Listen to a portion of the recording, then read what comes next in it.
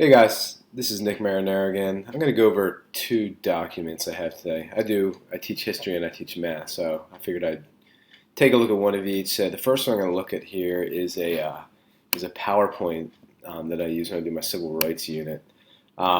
Just the first thing I noticed, I didn't change anything. I figure I'm going to keep it as is and just critique what I've been using in the past here. I use a Mac, so I end up using the text to speech option that comes with it. There is a whole accessibility feature that covers a lot of different areas. If you go to the top menu bar, it looks like a circle with a man in it. There's tons of voiceover options, keyboard options that you can change to use sticky strokes and different things like that. So there's so much there. I didn't even get to all of it, but there's a lot of options for to use. For this purpose, all I did though was use the text to speech. So if you go to the system preferences, and there's a box right there for you to be able to use that. So it's actually pretty easy to use and it's worked pretty well. Just some of the criticisms on my own stuff I have here is probably the first thing I notice is my color contrast isn't that good. Right here I do have some color, but if you go down and look at, say, some of these slides, I use a lot of black and white pictures for effect. The background's kind of blah. There's really not enough there flashy. The contrast probably isn't that bad with having the darker background and the white lettering. But even some of the text I think is small. And using the speech, the text to speech option actually works out pretty good. Back here on this side, I have some music that I put to this. So even if I just want to highlight, you can highlight one thing at a time. Like if I just want the heading here, Music. I think you should be Sam Cooke. It's been a long time coming. Bob Dylan. The times they are changing. Joan Baez. We shall overcome. So if I actually highlight the heading there, it's going to read over the entire slide. Or if I go to my next slide here, I could just highlight one specific area. Let's see if this works here. Civil Rights Act of 1875. And it will just read that specific line. I did go through on the next slide. I went through and I actually added some alt text to this visual here. So I went to picture format, picture here, added the alt text in, segregated water fountain. But when I go to actually use it, I set my hotkey to Command Z to read text. It does nothing. So if there's at least one problem there, and that would be, I'm sure there's probably a way to do it. I just haven't figured it out yet. It gives the option to add alt text, but I just don't know how to get it to read it. So that's something I need to work on.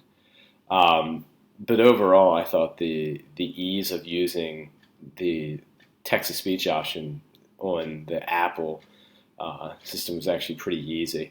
Again, like I said, I kind of like the fact that I can go through to a slide. If I go down here, Jim Crow laws, and I just actually, this might take a little bit. If I just want to read the first two, I can just highlight the text here. Forbade marriage between blacks and whites. Social restrictions. And that's all it'll read. But then if I highlight the actual heading again, like I said, this should Jim work. Crow laws. Forbade marriage between blacks and whites. Social restriction. And it would read through the whole thing. So the other thing that I did was, let me get this up, for my algebra class, was the note sheets that I give out for when we do a lesson. So the first thing, like I said, criticism I could see, my text is probably pretty small for this. If I had to do it again, I'd probably make it bigger, maybe make the contrast a little bit more, maybe darker font.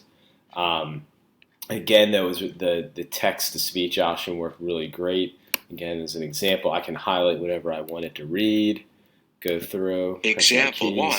Rewriting a literal equation. The equation 10x plus 5y equals 80, where x is... The only problem there, like I said, instead of saying the equation 10x plus 5y equals 80, it says the equation 10x plus 5y equals 80. I'm sure there's got to be a formatting way that I could change that so it reads 10x and 80 instead of 10 and 80. Not a big deal, but it would be nicer if it read that way. But again, really easy. Highlighting text, going through, hitting the Step key, 1. and be able to read Solve it that the way. equation for y. Um, some other criticisms I said if I had to look at this, I don't really have any visuals on this specific one. I do have sheets that have visuals on. This one happens not to have it.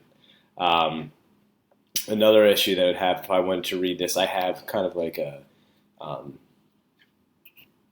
just like a fill in the blank here for when they're doing the notes, kind of like a guided notes system we have. So if I would highlight this and go through and have it read it, you'll hear what it says here in a sec. A underscore underscore underscore underscore. And it'll read underscore all the way through until I get to the end.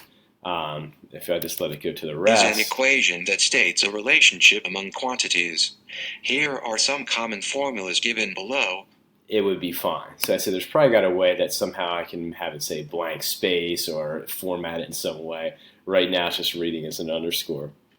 The other thing that I did wrong that I never even thought of before we did this unit was down here I actually have pasted in just a table.